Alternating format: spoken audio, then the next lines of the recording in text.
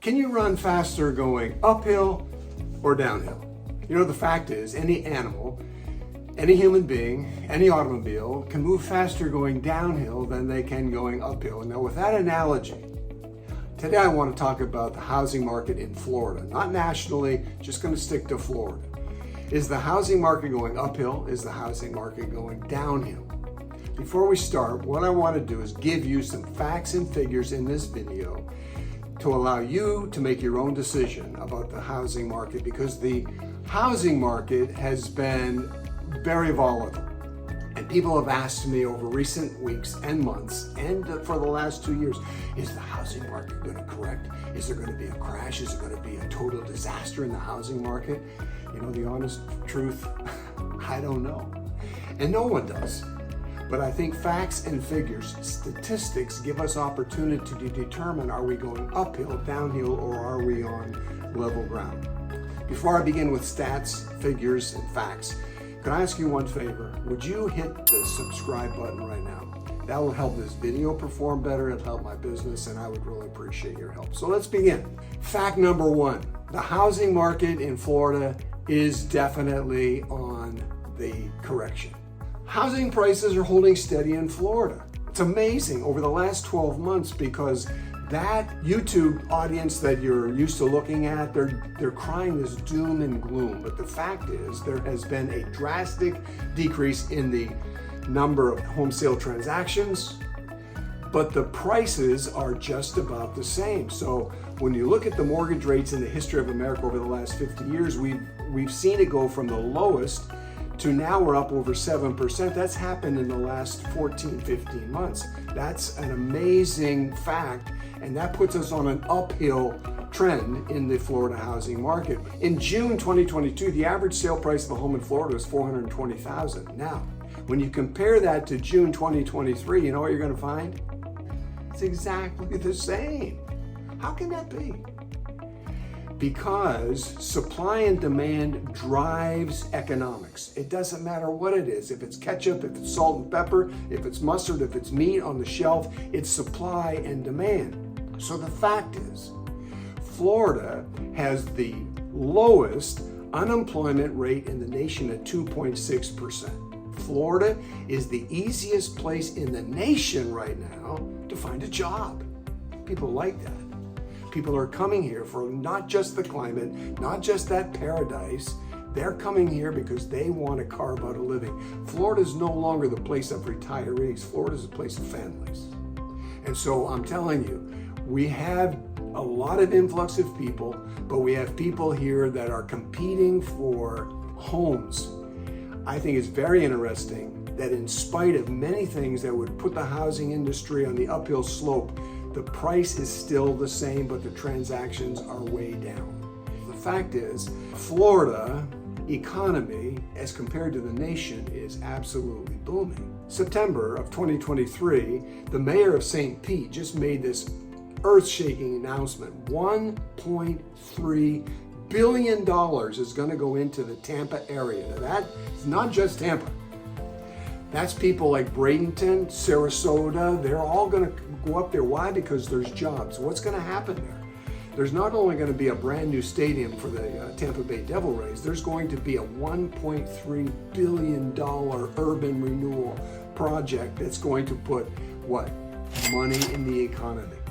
You put $1.3 billion of a stimulus package into the economy, and I'm telling you, people is going to draw more and more people to the west coast of Florida. That puts the housing on a downhill trend, because people are going to come where there's jobs and where there's opportunity for their families. You've got schools, the fifth best school system in the state of Florida out of 69 school districts, right here in the Sarasota area. This puts us on a really, really big concern. If there was one concern that I have, and I'm going to continue to research this, it's the commercial real estate in the nation.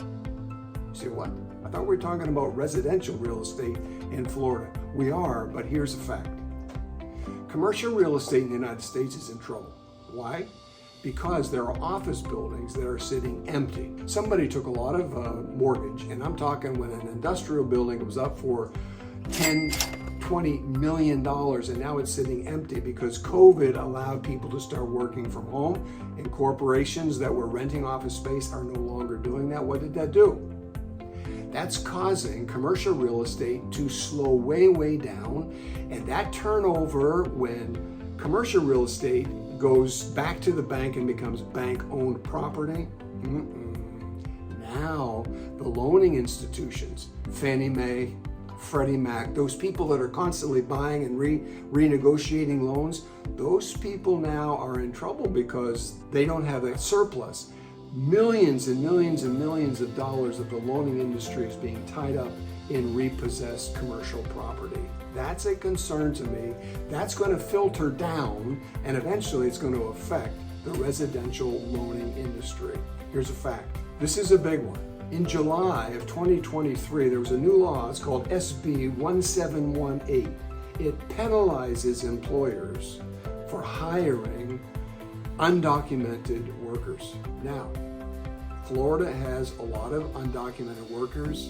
Every major city in the country has undocumented workers, but Florida has 8% of their workforce is undocumented. Now, when the employer is now facing really stiff penalties for getting caught hiring undocumented workers, and the employee is guaranteed he's going to be deported if he's caught, this is going to have an uphill effect on the housing industry because a lot of the service industry that supports the network of Sarasota, Tampa, and Florida in general is done by undocumented workers. So what's going to happen there? I don't know.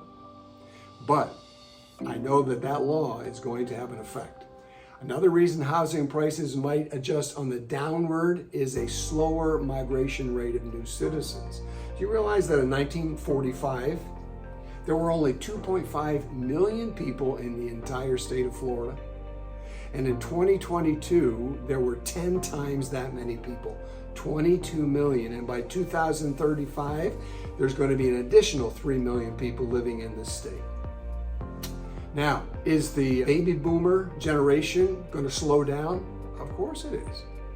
You see, the baby boomers were born somewhere between 1946 and 1964, so they're now in their 60s and 70s. They've worked, they've seen some great years in the economy, they've packed a lot of money away in savings. They're coming to Florida for lots and lots of reasons. One of the biggest is there's no state income tax on retirement earnings, so they come down here and they're ready to deal in cash. Now, the baby boomers are going to slow down. That's the largest group of people historically in the United States. So now they're retiring. What's going to happen in 5 or 10 years? Logic would say there's going to be less people, so there's less people to come down here in their retirement years. So what are we going to do? Well, we're going to continue to try to find level ground, even though there are many facts and figures that would say housing industry is going uphill, and some would say, no, it's got a downhill momentum. And so we're going to just keep adjusting because that's what people do, that's what leaders do, that's what industries do, that's what federal governments do. The fifth reason of concern for a housing crash, to me, is affordability. I do not think that the housing market on the residential level can sustain itself at the rate that it's been going in the last 3 years. COVID drove the housing prices of Florida real estate sky high. Let's say through the roof if we want to use an intended pun. Look, houses today have doubled in price for the most part from what they were 3 or 4 years ago prior to COVID. Prior to COVID, houses in Florida were below the national average at around $450,000. Today, currently, there's no dip in Florida housing as compared to national statistics. That puts an uphill trend in the Florida housing market, but the downhill momentum is that people are coming here for all those reasons that we just stated. Here's a major negative that's going to have an impact and is having an impact on the housing market in Florida. Home insurance is outrageous. Hurricane Ian hit about 13 months ago. This is September 2023. Hurricane Ian, then you had another hurricane just a few months ago. Every hurricane brings an increase in insurance premiums. If I could give one suggestion to our Governor DeSantis, it would be this. Get yourself into a room, lock the doors with your highest influential state legislatures, and make sure that there are laws that prohibit insurance fraud. Look, Florida is the #1 most litigious state in the nation. Every time there's a lawsuit, who pays for it? The guy in the grassroots level. It's got to stop. But that's going to put a steep incline on the residential market in real estate in Florida.